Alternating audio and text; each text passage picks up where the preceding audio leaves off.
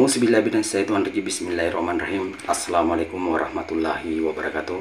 Kepada semua pendukung channel Bos Rudi dimanapun berada, apapun suku dan agamanya, semoga selalu dalam lindungan Allah Subhanahu wa Ta'ala, diberikan kesehatan jasmani dan rohani serta rezeki berlimpah.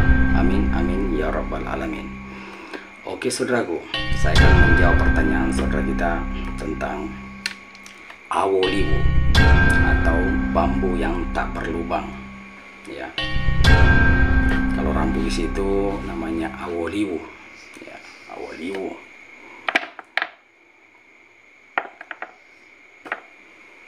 Jadi saya akan menjawab pertanyaan saudara kita.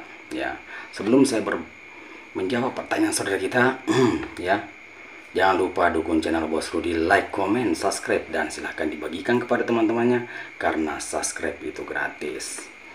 Ya, jadi apakah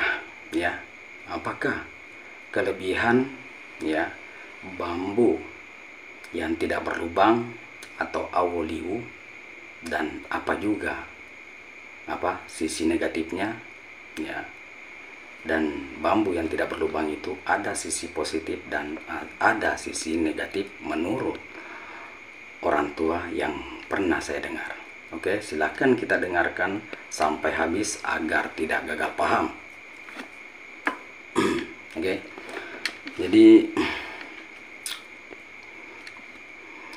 saya akan menjawab dulu sisi negatifnya, ya, sisi yang tidak baik. Ya, saya akan menjawab dulu sisi negatifnya, bahayanya, ya.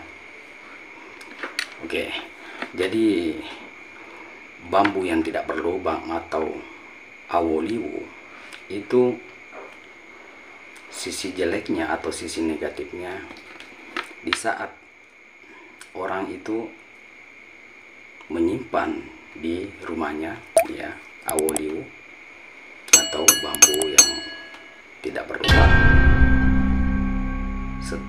disimpan di rumahnya dan istrinya ingin melahirkan, maka anaknya susah sekali mau keluar, ya, susah sekali mau keluar karena ibarat tertutup jalan anak itu, ya. Seperti juga dengan bambu yang tak berlubang, dia tidak punya jalan, dia tidak punya lubang, ya, atau awoliwu. Jadi itulah yang sisi yang tidak baik, sisi negatifnya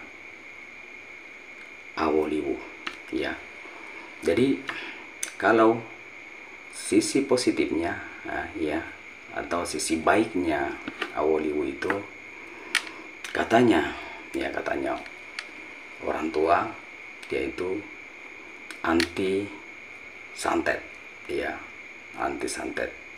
Artinya kalau disantet itu tidak bisa masuk karena tertutup, ya.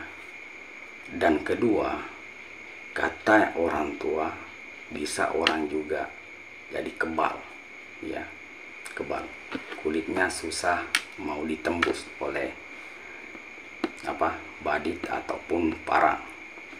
Itu katanya bambu yang tidak berlubang atau awoliwu, ya.